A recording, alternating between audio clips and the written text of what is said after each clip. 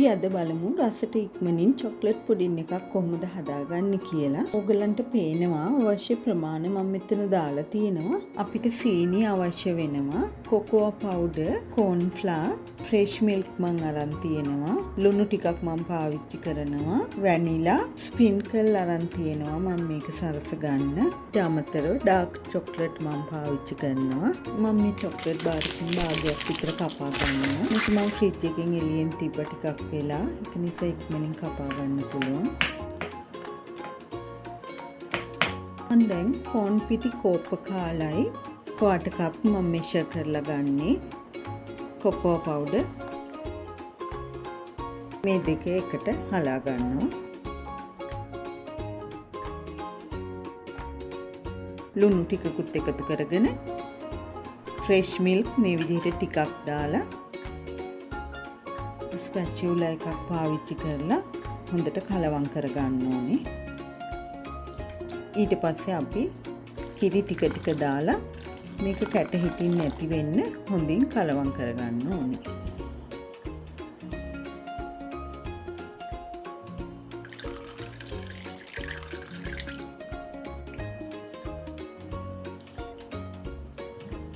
මම දැන් රාස්පානක් ලිපේ තියලා මේ මිශ්‍රණය පෙරා ගන්නවා. මම ලිප ඔන් කරලා තියෙන්නේ. ඒත් එක මම සීනි කෝප්ප භාගෙත් මේ විදිහට එකතු කර ගන්නවා.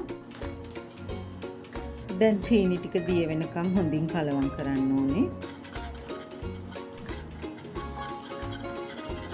දැන් මම චොක්ලට් ටික එකතු කර ගන්නවා. දැන් මේක එක දිගට මේ විදිහට විස්ක් එකකින් හොඳින් කලවම් කර ගන්න ඕනේ කැට හිටින් නැති වෙන්න. චොක්ලට් ටික දිය වෙලා මේ මිශ්‍රණය හොඳට උකු වෙනකන් කලවම් කර ගන්න ඕනේ. දැන් මේක උකු වෙලා තියෙන්නේ.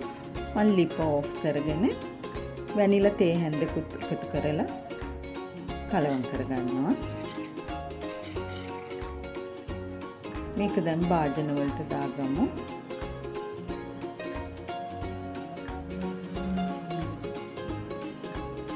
අපිට කප් වලට මොනක් දාගන්න පුළුවන්.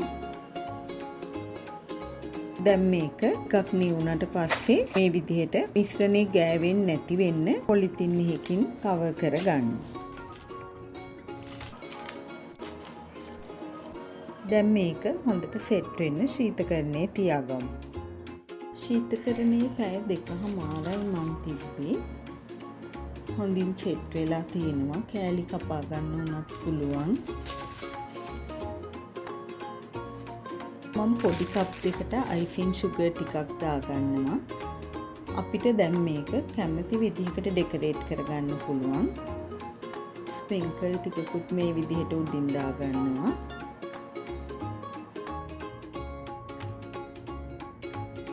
දැන් රස බලන්න පුළුවන්.